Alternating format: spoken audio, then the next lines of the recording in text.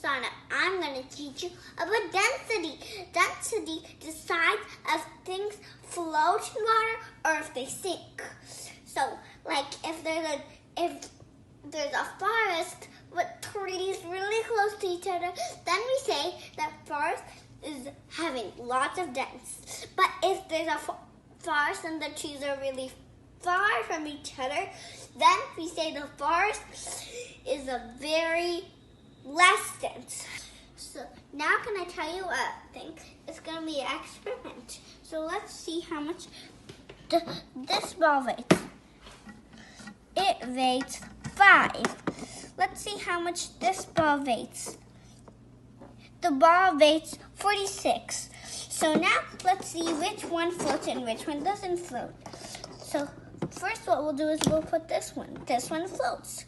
But we'll put this one and this one sinks. Because this one has more weight than this ball. So now let's do one more experiment. First let's see how much this measures. 15. It measures 15. Now let's see how much this measures. 6. Now let's see which one floats and which one sinks. This floats. Oh, why does the coin sink? Why does the coin sink? Because it measured less. So it should float and this should sink. That's all because of density. So now let's learn all about density. I have a cup of water. Let's see how much the water weighs. 83. Now let's see how much the wood weighs. 48. Now let's see how much the coin weighs.